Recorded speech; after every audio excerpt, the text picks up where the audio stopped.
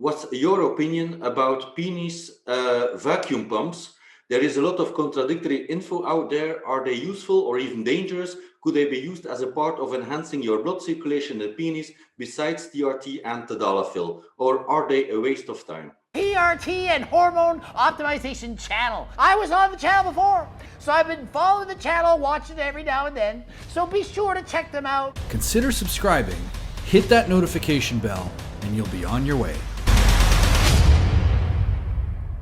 So that's a good question. Honestly, I had to go back and refresh myself on the penile or the vacuum erection devices. Basically, we didn't get a lot of great training in residency just because when I was going through, more guys were using the PD5 inhibitors or Trimix or any kind of the injections. But if you actually look at the data, and it's not huge numbers that they've studied for VEDs, but they definitely, I think, have their place. The problem I've seen is just compliance, right? They can be uncomfortable, and they could kill the mood more than injecting yourself or taking a pill 60 minutes ahead of time. That's probably one of the bigger issues. They definitely could cause damage if somebody has, and I think they looked at this, if you're on blood thinners or something, you really don't have any more complications than a normal person actually. But some people definitely have bruising. What happens is, it creates a negative pressure, but it's not quite symmetric. And so you'll get like more engorgement of the head of the penis. You can get bruising. It can be definitely uncomfortable. And so there's always a risk of trauma. That negative pressure is also being applied to the urethra underneath, right? So that to me would be a bigger concern over time if that's going to cause an issue. It's just clunky and awkward. But they've used it for penile rehabilitation, like in guys after radical prostatectomy, because it really does, you're bypassing all natural means of getting the blood in there, whether you're relying on arterial circulation or the nerve signals, right? You don't have to worry about that. You're just creating the negative pressure, the blood comes in, and that can help, they think, at least with preventing or even reversing maybe some fibrosis that's occurred in guys that have had damage. Either after prostatectomy and they haven't done, it's going to eventually lead to issues, right? Because even if you do a nerve sparing prostatectomy, you're going to have a little bit of ED in most cases. And so this idea to get the blood flowing early, and then you won't need it forever, right? You can go back to using other things like Viagra or Cialis, et cetera. A lot of guys they've looked at with diabetes who tend to have more fibrosis sometimes over time. They can be very beneficial with those guys. Some of the erection devices, most of them will come with the ring. So it's more of a vacuum constriction device. And so you put the ring at the base of the penis once you're done, creating the vacuum, and that holds the blood in, keeps it from leaking out through the veins. That can be painful for some people as well, just the ring. I mean, there's some guys that will use a ring alone without a VED just to help that if they have like a venous leak. And I've heard a lot of guys say those are all actually uncomfortable as well. I've never used one. But I can imagine the combination of the VED with the ring can be it's just cumbersome for a lot of people.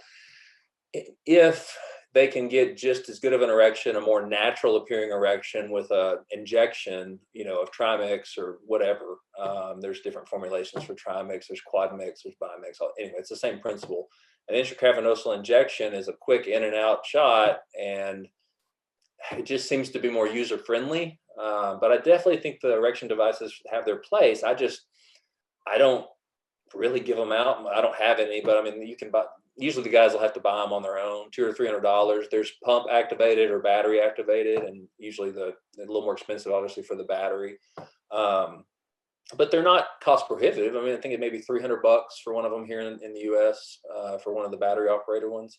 There's lots of different brands, but it's just not something that I usually try on people or have to, because honestly, they do fine with the injections. If they're refractory to the pills, to Cialis or Viagra or the generic equivalents, I just usually go straight for the injection, and it works fine. So there's studies where they've looked at all the people using all combinations. I mean, that to me is maybe a recipe for priapism. You just got to be careful. I mean, you can get priapism alone just with injections, which priapism, for those who don't know, is an erection that doesn't go away after a certain amount of time. And that's the other thing with the VEDs is you don't want to leave the constriction ring on too long, right? Like you have, because that can start inducing some ischemic damage to the penis. So it's more of an unnatural system, right? You just got to be a little more careful with the vacuum erection device. But I don't think it's wrong for someone to try that if if they want to.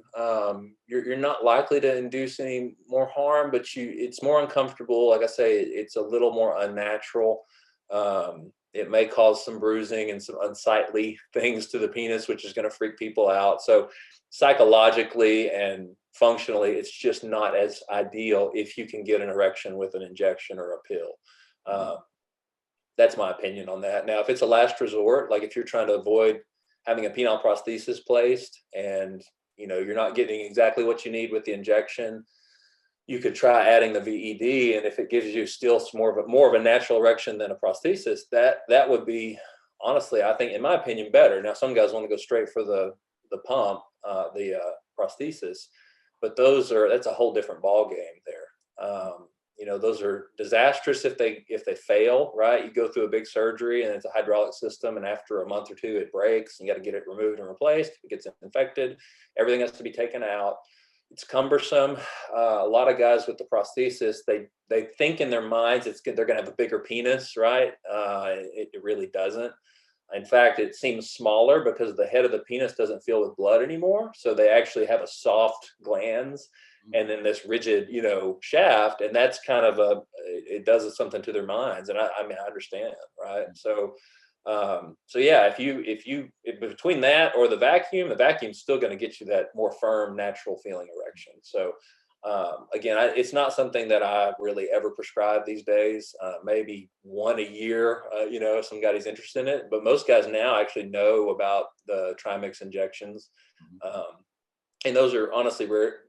I rarely have issues with a priapism from guys with those. Maybe a couple guys a year might have it, and usually it's because they used more than they were supposed to. And there's ways to obviously bring that down and help with that. The other thing with the vacuum erection devices is you want to be careful on a guy that does have if they've had a history of priapism, or if they have sickle cell, or any kind of history of lymphoma down in that area that causes just basically sludging of the blood. You probably don't want to use a VED because you could induce priapism with those guys. So. Okay, thanks very much for your opinion and review, Jordan. Thanks. Absolutely. Consider becoming a channel member for exclusive features, like loyalty badges, early access to new videos, funny stuff like rough cuts and bloopers, members-only photos and status updates on the community tab, and members-only livestream chat. On desktop, use the join button next to the subscribe. On mobile, use the join link in the description. Alright guys, well, do this next. Click on one of these thumbnails to learn a ton more about TRT and hormone optimization. Thanks.